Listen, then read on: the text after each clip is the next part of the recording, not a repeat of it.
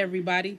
This is Shaniva Early from BLCAC on location on 88.1 FM WHPR. Today's guest is Allen Einstein, and he will be explaining to us the Einstein Method. We will be going live at 4:30. So please make sure that you stay tuned for us. We will have great information, and he will discuss how he affects the use of the metropolitan area. So stay tuned to us. What's your name, sweetie? Marquise. Marquise. Today, our engineer is Marquise, and he's going to be on those controls, making sure everything goes smooth for us. So please make sure that you come in, share, and enjoy the show. It has been about 3 months since I've been on, maybe a little longer, and I am excited to be back in the station. Thank you, Erica. I seen you share it to the page so everybody can see us. We are tagged in on the Facebook page. And we will be getting started in a couple of minutes on our live on the radio. And I want to say thank you, Alan, for being here with me today. And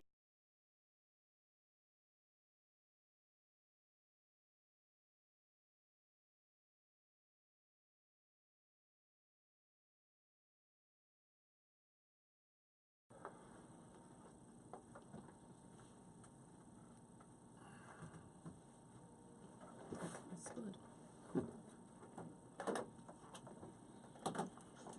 Did they find it for me? Oh, what are you doing? You lost my Vivo connection. Are you crazy? Stop it.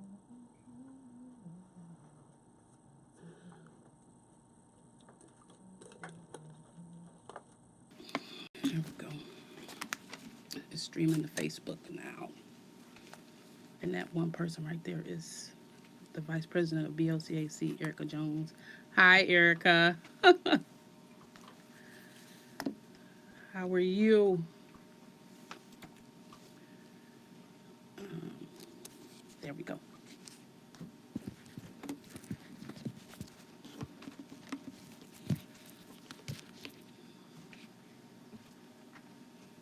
So I don't have any clue how to do that stuff. So this is not, but when I put my hand up, it's not That's because there's a delay. delay. Mhm.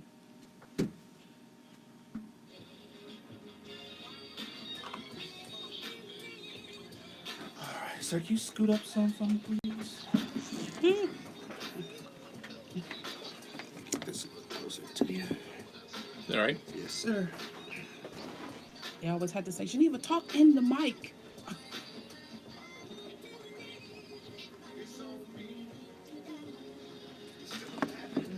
Excuse me.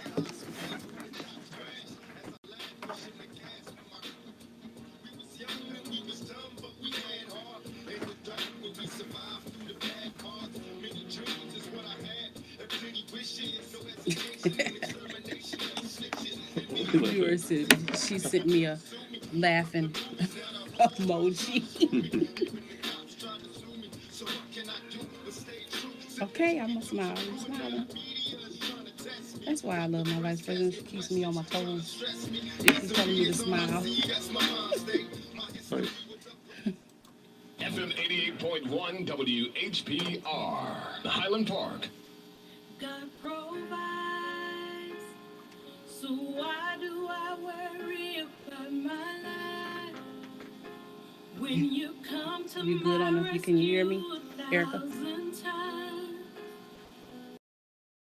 Other voice that is alive. God provides, God provides in ways I can't explain and can't deny. The little that I have, He multiplies. Just when I feel He won't show up on time, God provides. He'll come through when the clouds of doubt rain down on you. Okay. And test everything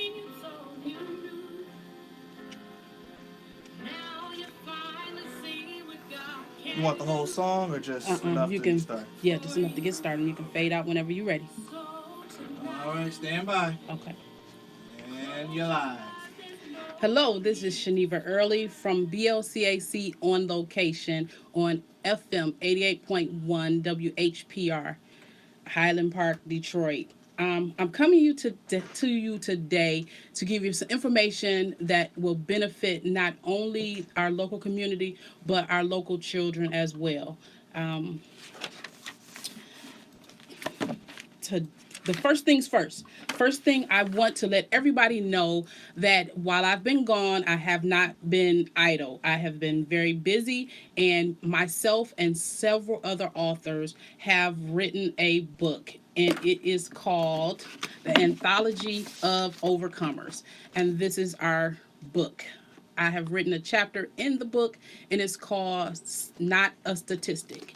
My chapter is about a young mother who was told that she would never amount to anything, that she would not grow up to be anything, and because she had a child out of wedlock, that she would not succeed. She would not have a man in her life. She would not do anything. And that story is true. And that story is the story of my life. I was a young mother at the age of 16, just before I turned 17, and I was told I would never accomplish anything. And by the grace of God, I have been married going on 26 years, and I am now going to be a doctor in a month. And I run a nonprofit. I am on the school board of East Point, and I have several other things that I am doing. So I say this to tell you, don't let somebody tell you what you can do. Don't let somebody stop you from achieving your goals. A mistake that one person sees can be saviors for other people. Because having my son at that age helped save me from a life of doing all kinds of crazy things, because it put me on track, and it made me realize I had someone else to take care of that needed me. And so I'm winning, he's winning, we all are winning. And I want to say thank you to my husband, Charles Early Jr., for our 26 years. It has not been easy, but things you want never are. But they are lasting, and we love each other. And I want to say thank you, thank you, thank you. Next, we have our definition for today. As you remember, I always did a definition that from our National Institute library. And so today's definition is esophageal speech. It's speech that is produced by trapping air in the esophagus and forcing it in and out again. It is used after a person has lost their larynx. So it's called esophageal speech. So people do have the ability to speak. They may need assistance, but they do have the ability to speak. So please do not discount people who've had larynx, their larynx removed, because it's just another hurdle they have to get over. But by the grace of God, they will get over that hurdle. Many people think that because something happens to us that we cannot go back to doing the things that we used to. We can, and we will. And so who participates in the Betty Harris Larynx Cancer Awareness Center and provides sponsorship and allows me to be here to be able to bring the message to you. Okay? The next thing on our schedule is the Zoo Walk. We have a walk every year, and this year we're going to do something special. We're having it on August the 4th at the Detroit Zoo. We will be having a scavenger hunt. So please go to blcac.org and get your tickets.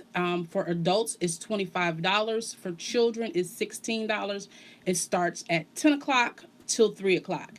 So please come and join us at our zoo scavenger hunt. It'll be a full day of fun, and you'll love it. So make sure you are there for that. Next thing is our open house. BLCAC has moved. We moved from Oak Park to East Point.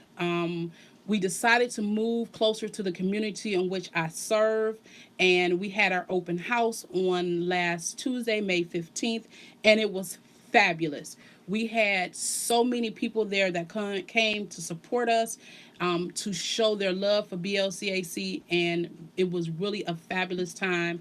We had a barbecue where Pastor Lancaster was on the grill, him and my husband, and the Burgess Group was our marketing people, came out and they marketed fabulously. We had the people from CNG News, several people from First State Bank. It was put on by the East Point Roseville Chamber, and we just had a glorious time. So I really want to say thank you to the East Point Roseville Chamber for being sponsoring that event, because it was fabulous. And we are happy to be in the East Point office, because we really want to affect Macomb County, and they have really been good to us, donating. The chamber has donated funds for us to sponsor events, and so we now can give back to the community that really serves us. So now we're about to get into it. I want to introduce you to Mr. Einstein. Mr. Einstein graduated from Munford High School. He received his bachelor's degree from Wayne State and his master's degree from Oakland University. In 1990, he developed a project. Called Project 2000. 2000. Project 2000, and it's a self-contained program for 8th grade boys. After he retired from teaching, he utilized his knowledge and experience in the field of educational consulting. His passion is to educate children to become creative and contributing, achieving, orienting adults who give back to society. To do this, he believes that with working with teachers, it would be the greatest opportunity. He believes that it's important to pay it forward. He hopes that the Einstein Method will have a positive impact on educators, in which in turn will incentivize students. Not only have he developed a program for children, but he has also spent 37 years as the Pistons team photographer, which he retired in 2006. And I want to thank you for being here, but I want to ask for a picture of the Pistons. First of all, it's my pleasure to be here. And, There's many pictures, going back to so many years before they got good, and then for the championship years. It was an exciting experience, and I think we could probably come up with a picture. Yeah, I just really want one. I remember I have one or two. Isaiah Thomas and all those guys back in the day. I would love that. I would love that. More than that, Isaiah did some wonderful things for the community and certainly helped out in education too. Yes, yes. So that's why I really want a picture of him. That'll be fabulous. So, tell me, how did you get started in this project? Okay, well, I retired from teaching in 2010, and since that time I did some consulting, I did some professional development, I went to schools, and I was going to try, after a few years of not knowing which direction to turn, I was going to try and duplicate my program. And I was approached by a couple school districts, but then it turned out that the people in Lansing told me that if I indeed did this, even though I was funding, or my donors were funding the whole program, and if I did it the way that I wanted to be done, I would lose my pension and my benefits. So it made no sense at all, because it wasn't going to cost the state any money at all. I was providing it, but there's this legal nonsense in Lansing that wouldn't let me do it. So I was very fortunate that one of the school districts in Auburn Hills, which is just east of Pontiac, wanted me to do this program, and we're going to set it up there. And I had received a grant, so I talked to the superintendent. We started an after-school program where I didn't want to deal with the kids. I wanted to work with 2 teachers and a counselor. Okay. And I had 14 6th grade boys who were failing. Of the 13 or 14 boys, 11 of them couldn't multiply. Wow. And this was in the 6th grade. But I dealt with these 2 teachers and showed them what I did. Within 5 days, everybody was multiplying without any problem at all and racing to do it. Also, the kids were all coming voluntarily after school Tuesday, Wednesday, and Thursday. Their attendance was perfect. And the two teachers I was working with and the one counselor was really amazed at some of the techniques that I use. After 5 days? After 5 days. Wow, But, now that is great. And so then I knew right then and there I wanted to teach teachers, not kids anymore. Because if I dealt with these teachers and each of these teachers had a caseload of over 100 students, then if I get to one teacher, multiply it out, how many thousand kids I could be helping if indeed the teachers listen to me somewhat. Right, One of my things right. that I really believe in, not going into a school and telling teachers what they're doing is wrong. I think teachers are all doing wonderful things. I think what I try to do is provide additional tools for them so that I would help the teachers succeed. And once have the teachers understand how to deal with kids differently, according to brain research. I mean, the brain research in the last 10 years has just been enormous all over the United States. So simple things that, like, boys need to move. A boy can't sit still for more than 20 minutes. Also, boys don't talk. Boys speak an average of 7,000 words a day, where girls, surprisingly, speak 20,000 words a day. I can believe that. Okay. I can believe that. So- Because my son won't say a word, but me and my daughter, boy, we can go a long time. I would go on to say even adult men who, you ask them something, they say, huh. Okay, that's their answer. What'd you do today? Nothing. Did Okay? you hear that, Mr. Early? That's you. Yeah. So you have to understand that a student's not being disrespectful by not answering, or if, during discipline times, you can't expect a kid all of a sudden give him a piece of paper and so many principals will say, write down what happened. Well, he doesn't have the words to know what happened, and he's angry. So the So thing that he's has to not happen is gonna that young do man it. needs to walk a little bit first, or bounce a ball, or do something, some kind of movement, and not Right. look you straight in the eyes, because that's what we were taught to do. That's Right. wrong. Now I understand you there- a little there- bit better, Mr. Early. I understand. So there's so many things like that. When I was learning how to read, my teachers always said, "Don't read out loud. Read to yourself." Well, the bottom line, if you read out loud, you're going to comprehend it a lot better. Okay, That's true. When I read out loud, I comprehend it much better too. Right. Think about that. Yeah. so these Makes are sense. these are things that I try and go through with teachers and show them. Again, some of it is basic stuff, but unless you know the science behind it and why it works, and that it does work. Now, I have 32 years experience doing this. My partner that I work with has 36 years experience, or 37 years. So between us, we have 60 years of experience. Yeah. So we know what we're talking about, and we provide our services at no charge to the schools, and we try and deal with as many underserved schools as possible. We've been up in the Flint area, been up in the Fenton area, Oak Park, Royal Oak, numerous Detroit schools, and it's been wonderful. It's been really exciting to see teachers on their evaluation say that they would recommend this program to another teacher. Wonderful.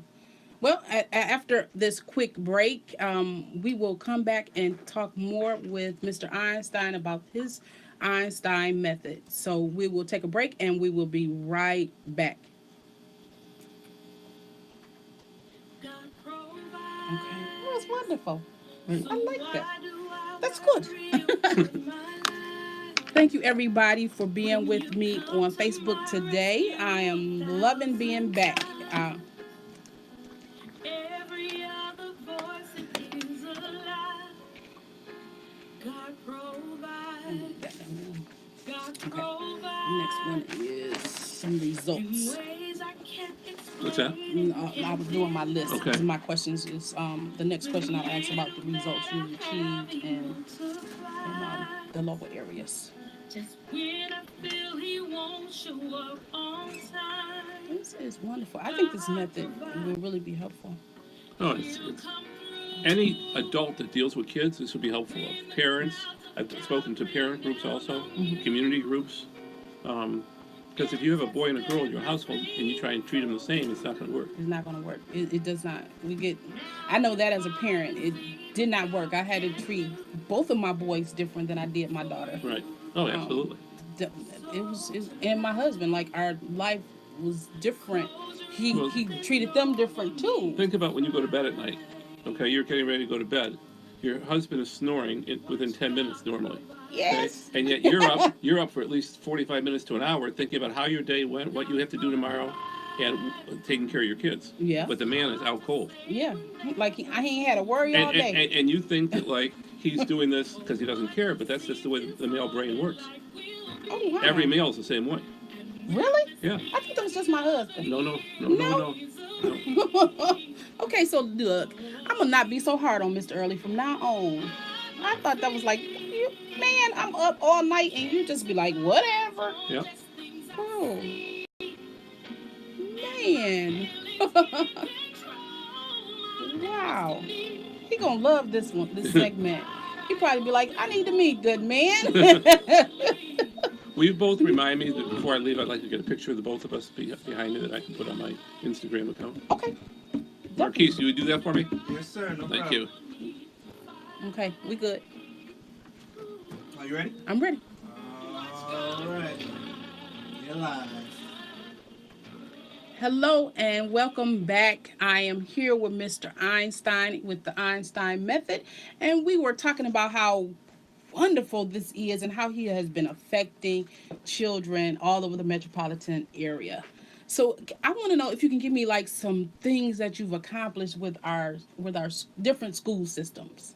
Well, different school systems is, it's not so much with the school system as opposed to individual students, Okay. and also where I've gone to. I mean, I've been to, I think, 8 Detroit schools, mostly elementary and middle schools. Okay.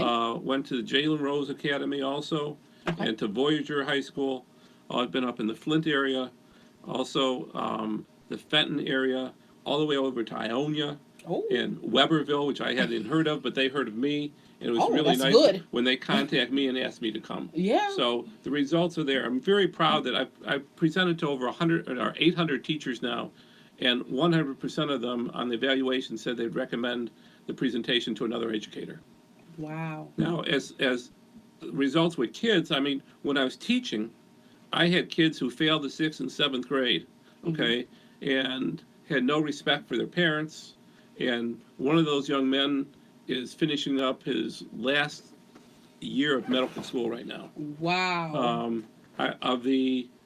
All the kids, I think that only one student out of 11 years of having 14 kids a year got into any kind of problems at all, and he did that while he was in high school, way after I saw him. So the success rate was enormous. Yeah. Can you give an example of some of the things that you've done? Like the message that you give to the teachers? Well, to the teachers, the tools are to understand about brain breaks are very, very important. Okay.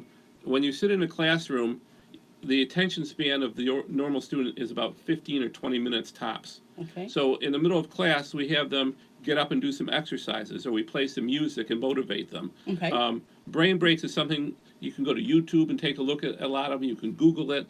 Every classroom should have brain breaks because the attention span is not there. Also, cold water stimulates the brain. So it's really important to let the kids drink cold water. When I was in school, before I retired, our school policy was that, you're not allowed to have any water in your classroom. Yeah. Yeah. And yet, the teachers were drinking Cokes and coffee all day long in front of the kids. So there's a contradiction there. But cold water, peppermint is also something. Before every test, I'd always give a kid a peppermint, either the red and white ones or just like a lifesaver, peppermint lifesaver, and that stimulates the brain. So I have a habit of chewing gum when I'm reading or taking tests and stuff, and it helps me. Yeah. Oh, absolutely. It never correlated to the fact that I could use a peppermint, but I do know that I have to chew to comprehend. I don't know why, but it worked. Well, yeah, absolutely. It's the whole thing is to teach kids what success is. It's very important. Most kids don't come to school knowing what success is. Right. So you want them to be successful, but you don't tell them why to be successful or how to be successful. So let's take a simple example of old time when they had spelling words in a classroom. I remember those. Okay, you take a spelling test every week, you'd have to learn 20 words. And most kids would, the successful ones would all get A's, and the ones who didn't study would fail. Right. So what I taught teachers to do, instead of giving those 20 words, give 4 words a night and let them learn 4 words and give them an A, and do that 5 times and have 5 A's, so the kid's learning what success is.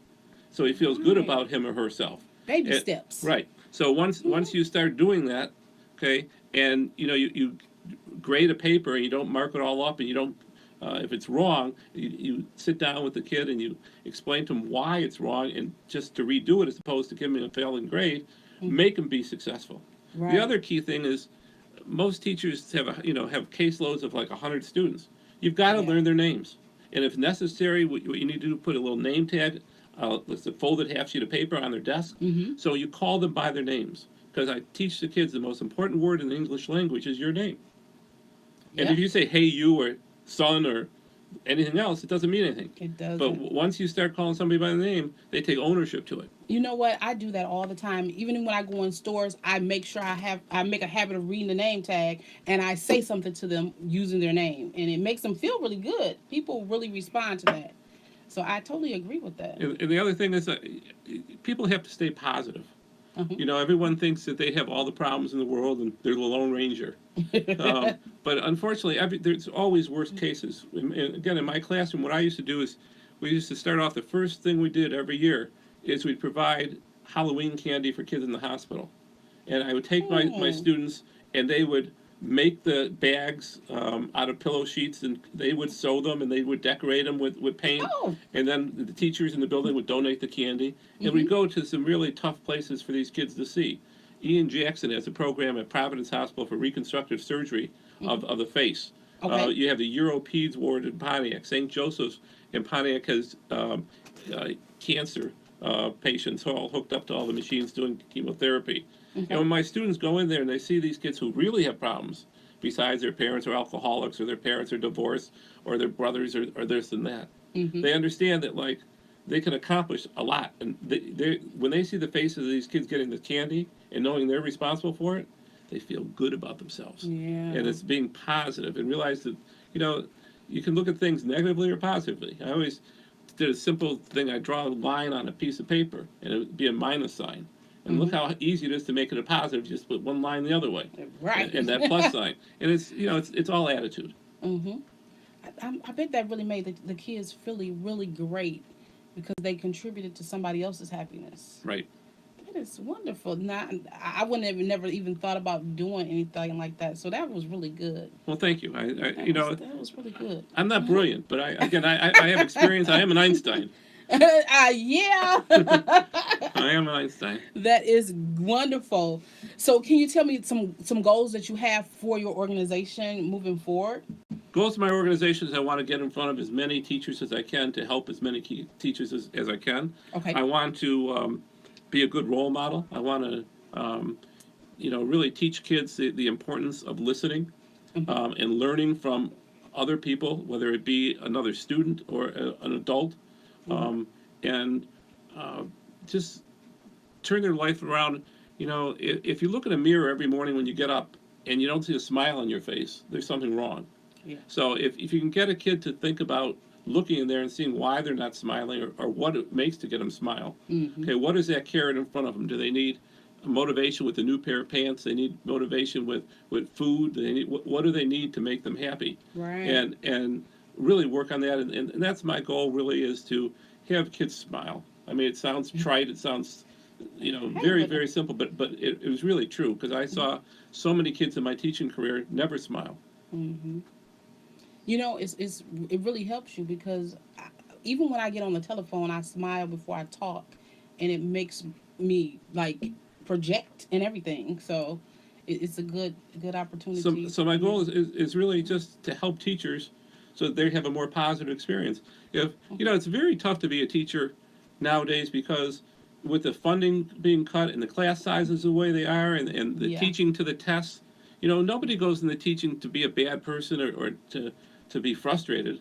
But it's very tough to go into a school building that's not a bright, happy place and expect to learn. I mean, I personally went to Hampton Elementary School, which became the Barbara Jordan Academy, which became Palmer Park Academic Academy.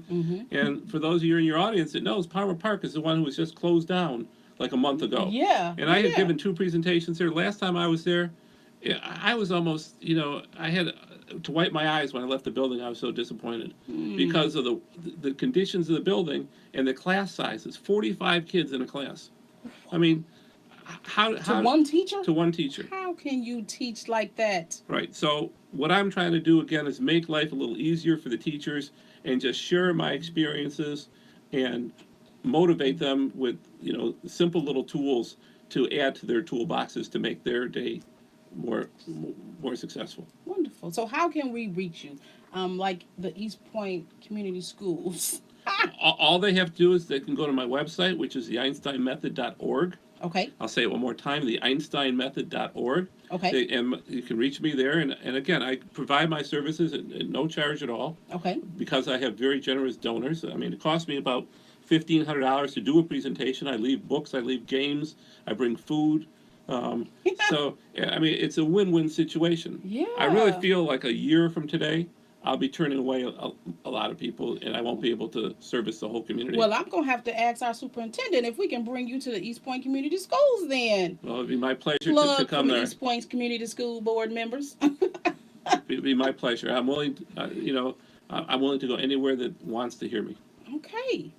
I think that it would be fabulous to come out and hear you. I mean, I'm not a teacher, but I would love just to listen to your methods Well, and things. it's surprising that And, it started off just teaching the teachers, but then I had a couple community groups like Don Bosco Hall and their Joy in Grand River asked me to come out, and they deal with mentoring and weekend programs, and I spoke to those adults, and that led to 2 other presentations. At Pasture Elementary, I've been there twice, and they want me to speak to their parent group. Oh, wow. So Yeah. I'm open to any adults anyone who has kids would benefit from my presentations. Okay. And again, the EinsteinMethod.org. The EinsteinMethod.org. We will definitely have to look into your program. I'm going to discuss that with Dr. Bryan and find out if we can have you come out to be with us. Yeah.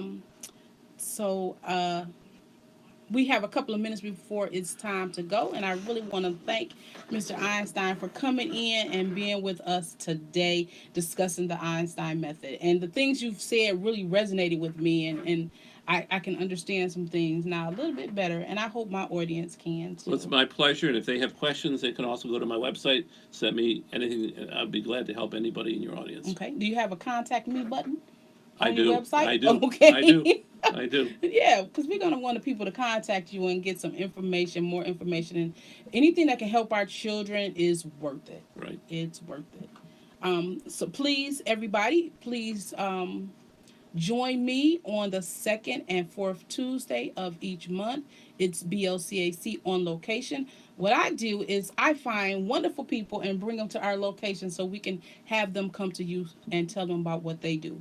So please join me on the 2nd and 4th Tuesday of every month from 4:30 to 5.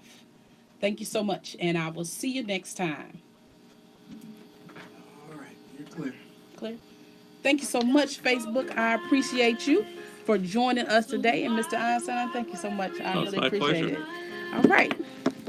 And we are out of here. Come to my rescue 1,000 times. There we go.